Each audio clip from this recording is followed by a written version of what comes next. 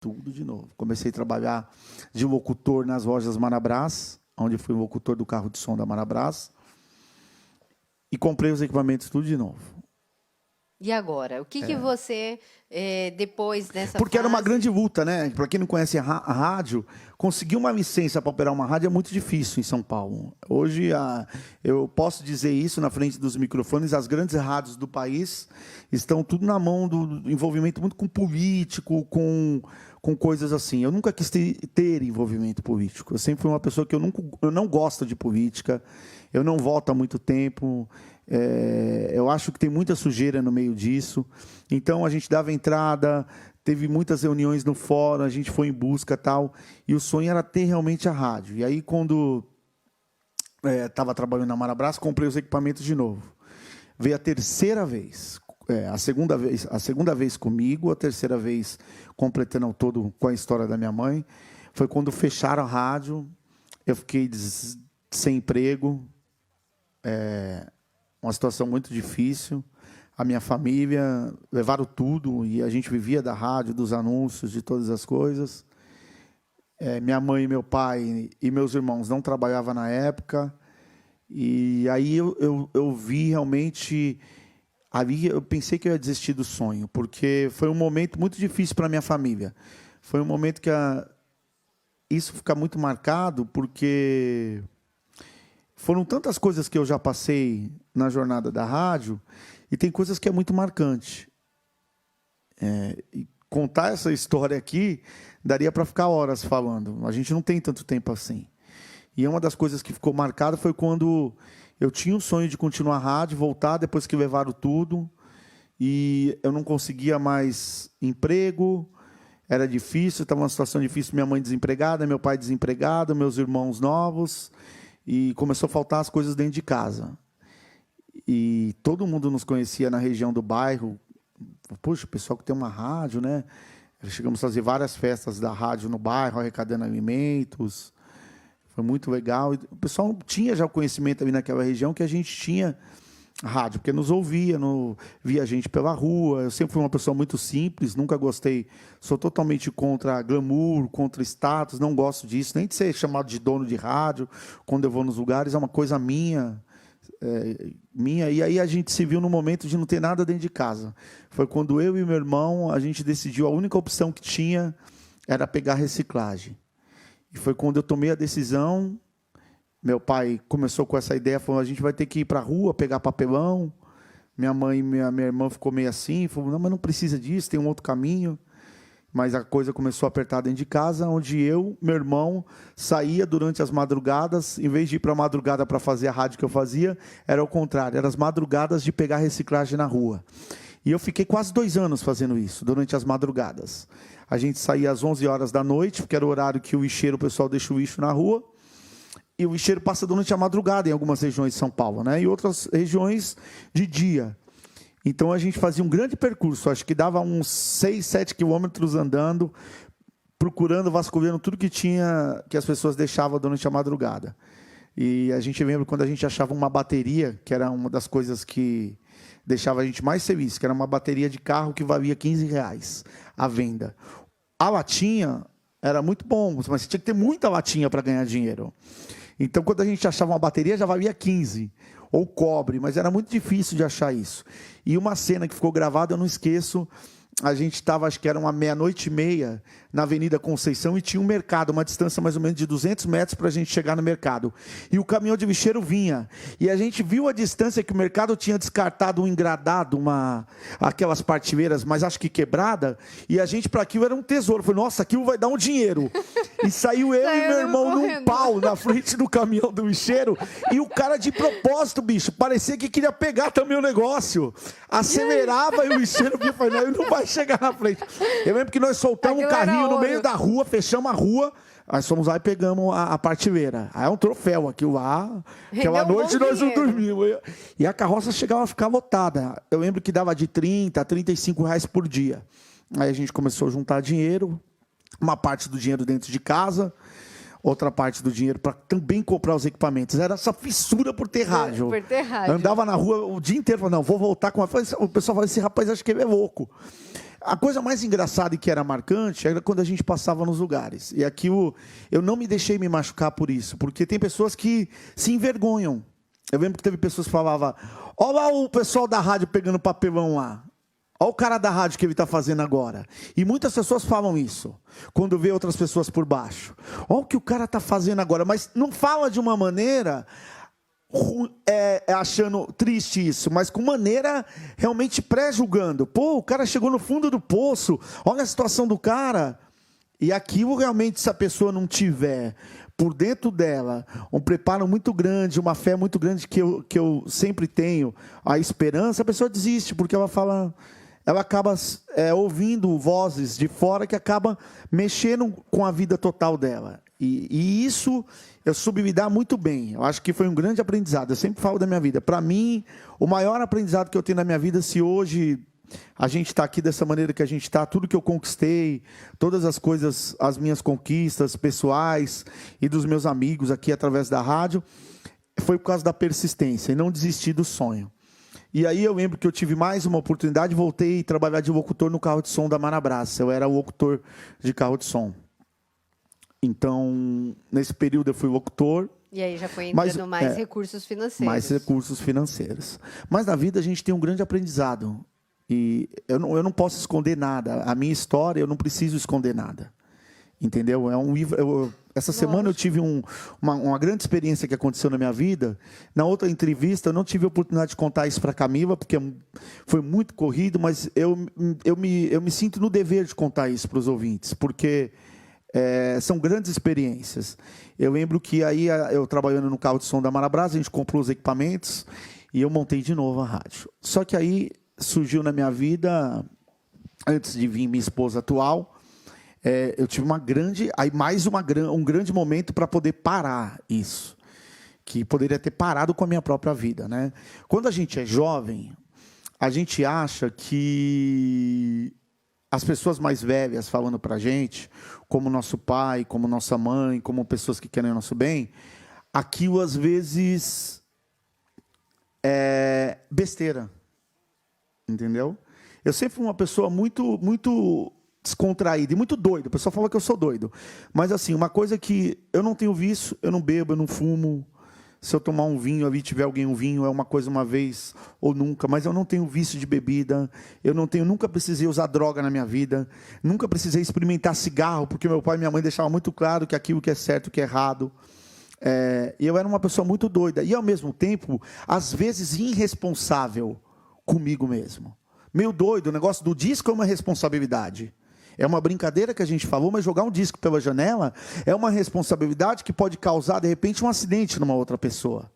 E num desses momentos, assim, eu conheci vários locutores, mas eu tive um grande momento que Deus falou para mim assim, você precisa ter mais responsabilidade e confiar menos nas pessoas. Eu acho que às vezes a gente confia muito nas pessoas. E eu tinha um locutor dentro da rádio, que o nome dele era Ed Norma, eu considerava ele o meu grande amigo, porque todas as manhãs a gente tomava café na rádio, ele tinha o programa dele. Para ele foi uma grande experiência, ele não está mais entre nós. Para mim foi maior ainda, tá? Te contando essa história. Nunca falei essa história no rádio. Para mim é uma coisa muito, assim, mexe muito comigo de tudo que eu passei. E, na verdade, ele tinha um programa. Como é que funcionava a rádio? As pessoas compravam horário e pagavam um valor para ter o programa na rádio, como tem muitos ainda na rádio, né? E eu lembro que eu tenho uma filha, hoje que tem 16 anos, e eu me separei da minha antiga esposa, que não chegou, não foi esposa, foi noiva, né? A gente não chegou a morar junto. E eu tinha que arcar com as minhas obrigações. Eu arco até hoje. Minha filha tem 15 para 16 anos, e eu arco até hoje. Eu acho que a gente pôr um filho no mundo não é só colocá-lo. E eu lembro que, na época, eu pedi um adiantamento do programa, porque era muito difícil dinheiro na época. Ele me deu, nunca esqueço, R$100. Ele me deu esses R$100, eu dei para pagar a pensão, estou contando essa história, porque é verdadeira. E aí, eu lembro que passou algum tempo na rádio, e eu tinha um costume comigo, por isso que eu falo, a gente vai aprendendo na jornada. O meu costume era assim, vou pegar R$50 seu, tenho que pagar a quinta, te pago quarta. Mas a vida não é assim. A vida te ensina. Vou pegar... R$100 do bolão me emprestou para pagar sexta-feira. Pago domingo que vem. Não tenho, mas pago domingo que vem. Não é assim. Você tem que... Mas aí vem a lição. E a grande lição de vida que serve. A grande decepção com uma amizade e a grande lição que serviu para mim. Eu tenho 2 lados que eu encaro essa situação. As decepções que a gente tem com a amizade, eu considerava o cara almoçava dentro de casa, a família, tudo. Esse cara me deu um adiantamento de R$100. Um grande dia eu cheguei da Marabras, foi o dia que eu fiz a maior venda de imóveis. Eu trabalhava na rádio e eu vendi, acho que foi R$40 mil, a cota era 70 mil. 40 mil reais, uma casa completa. E eu cheguei em casa, eu nunca esqueço, estava com a camisa da Marabras do lado da minha casa, já entrei na rádio, vou apresentar o programa, estou lá apresentando, Exclusivo FM, tal. Deu um intervalo, coloquei a música, minha mãe apareceu e falou assim, ué, tá lá fora, tá te chamando. Eu falei assim, manda ele entrar. Ele sempre entra, tem programa de casa, almoçava em casa, jantava em casa, era amigo da família, saía com ele. Foi o cara que me ensinou a dirigir, me deu a chave do carro dele, eu jovem, me deu... aquilo então para mim era esse cara é sensacional. Amizade mesmo, de anos. 3 para 4 anos, não era amizade de 10 anos, mas assim, uma pessoa que você convivia quase todos os dias, porque ele tinha um programa diário. Entendeu? Almoçava na minha casa... A gente saía junto, o carro, ele me deu a chave do carro, eu sem carta, sem nada para aprender a dirigir, uma loucura, entendeu? Então, assim, um belo dia, ele chegou na porta da rádio, aconteceu isso, eu falei para minha mãe, manda eu entrar, pede para eu entrar, porque vai entrar a próxima música, ele pede para eu entrar, eu falei, ele não quer entrar. Coloquei uma seleção de música, saí, fui até o portão, chegando no portão, ele estava numa Kombi, assim, do lado do motorista, ele não desceu, com o braço, do lado de cá tinha um senhor e uma senhora. Aí ele virou e falou assim, sabe aquele dinheiro que eu te dei? Você tem como me devolver? O Marcelo tinha me dado R$50, eu tirei 50, era 100. Na hora que eu dei os R$50 assim, que eu ia pegar, o cara da perua desceu da Kombi, veio para o lado de cá e falou assim, vocês estão me tirando com cara de trouxa. Eu não sabia quem era esse cara.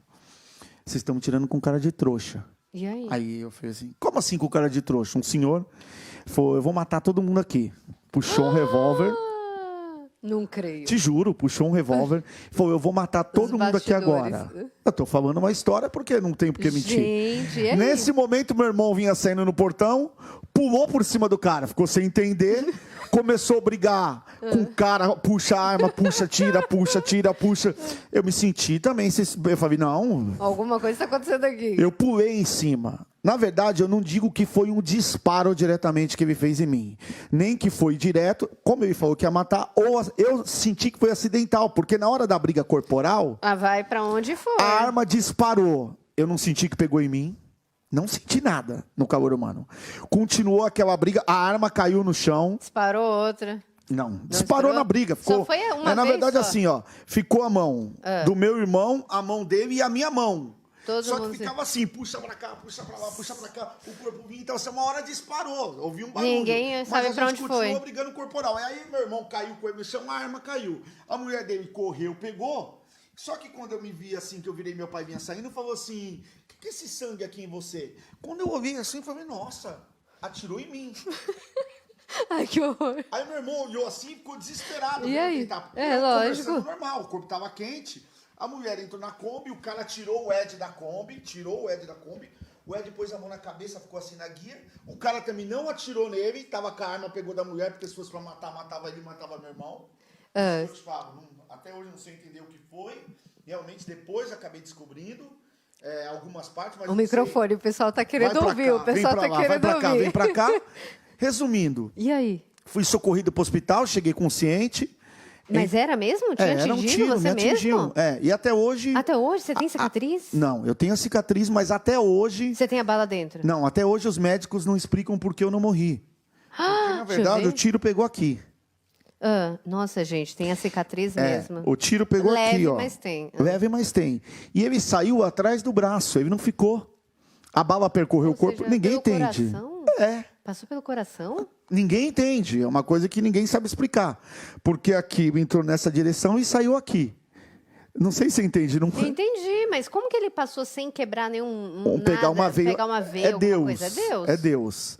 Resumindo, fiquei 3 dias no hospital, internado. No segundo dia, os policiais me acordaram, depois da anestesia, fez a operação. Desculpa, viu, gente? Abri a camisa aqui que até... Não, gente, aqui é vida real, tá? Aqui a gente não tá para fazer julgamento, a gente está aqui na vida real, Sim, até mesmo porque sim. todo mundo vive seus bastidores aqui, né? Sim. Então se permita mesmo, Se porque é permitam. importante as Porque é pessoas importante saberem saberem que não é só com elas que elas passam os desafios, as É histórias. porque tem pessoas que têm vergonha de só tem Exata. coisas boas. Exatamente. Essa é a grande realidade na vida. Com a vida da internet, tem pessoas que só falam, lindo, maravilhoso. Não é, a vida não é assim. A vida tem real.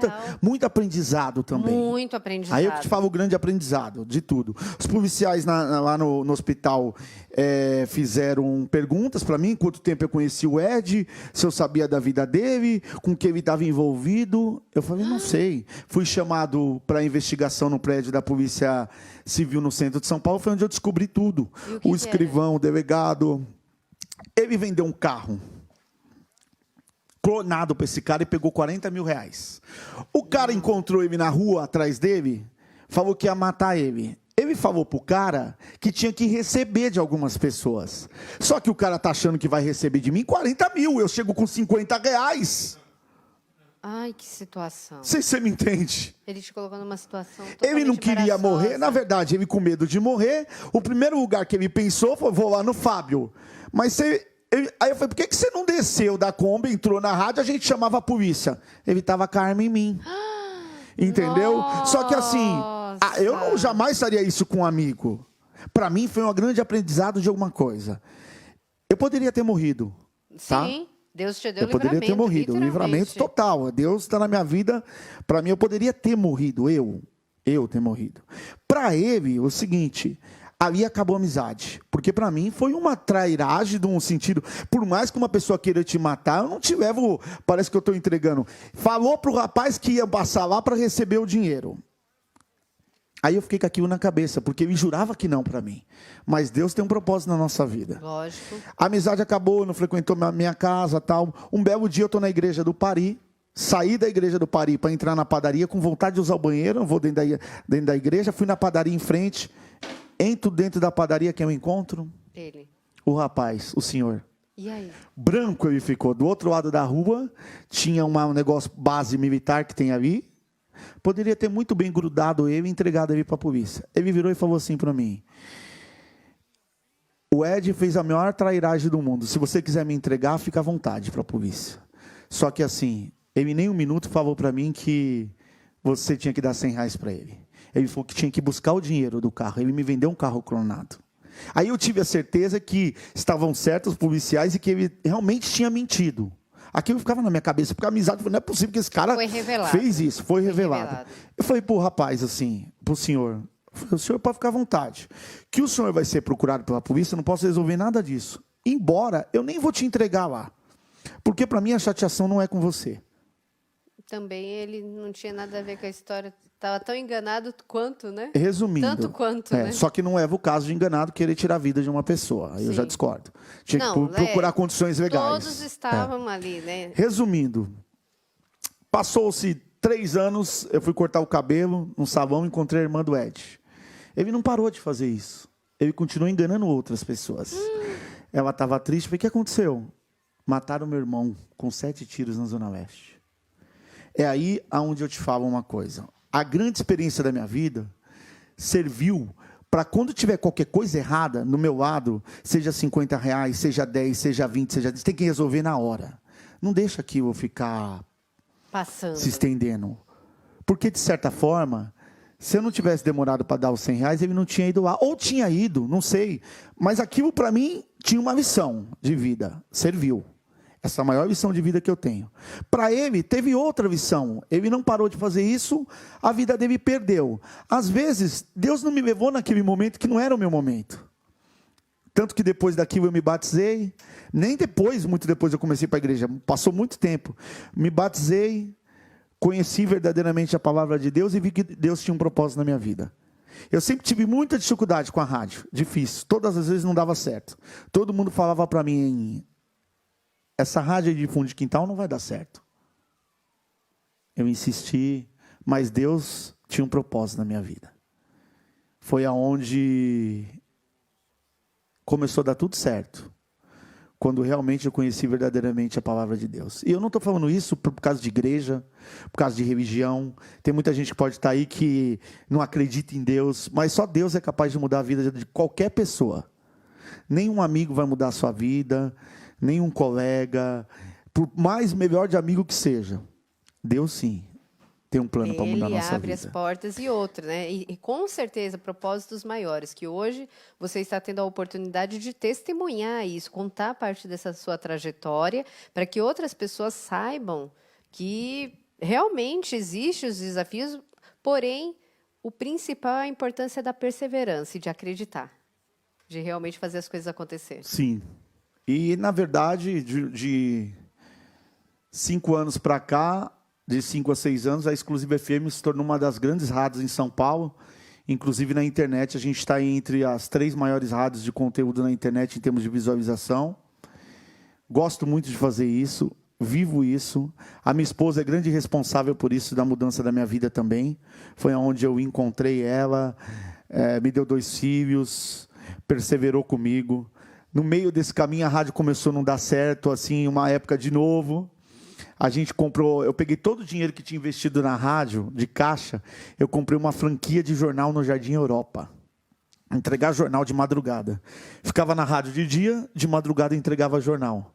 Onde quase batia a Kombi, eu e o Walter. Eu dormi no volante, o Walter que me salvou. Perguntar essa história pro Walter, grande Walter. Walter, e aí? Conta Você fica emocionada quando fala do Walter. Mas depois é outra história. Depois é outra história. E aí conta essa história do jornal. Aí a gente comprou um jornal, uma linha do jornal, entregar jornal de madrugada, Jardim Europa. A Kombi quebrava todos os dias, porque o cara que me vendeu a Kombi, me vendeu uma Kombi que tinha pegado enchente. Nos 3 meses de jornal, a Kombi quebrou todos os dias. Pergunta pro Walter, ele chegou a trabalhar comigo. E o dinheiro não entrava? Não entrava, era só pro conserto da Kombi. E o Walter foi comigo algumas vezes. E a minha esposa, eu lembro, grávida, caiu da Kombi entregando o jornal. Ela ia junto no barco também. Ela ia junto no barco. A gente passou grandes dificuldades juntos. Eu abri mão muito na minha família para estar aqui hoje contando isso. Porque eu não vi muito o crescimento dos meus filhos. Isso às vezes eu me pego pensando, porque eu me dedico muito a isso. Eu abro a rádio, eu fecho a rádio, eu almoço na rádio, eu janto na rádio, eu tomo café na rádio. Você vive o sonho. Eu viro a madrugada na rádio. Se não tiver dando algo que estiver fora do lugar, eu já começo a ficar preocupado. E nesse percurso, você vai ter decepções. Eu te falo isso. Com muitas pessoas que podem te decepcionar na caminhada. Mas você tem que continuar. Porque ali as decepções servem para você enxergar realmente o quanto vale a pena o seu esforço.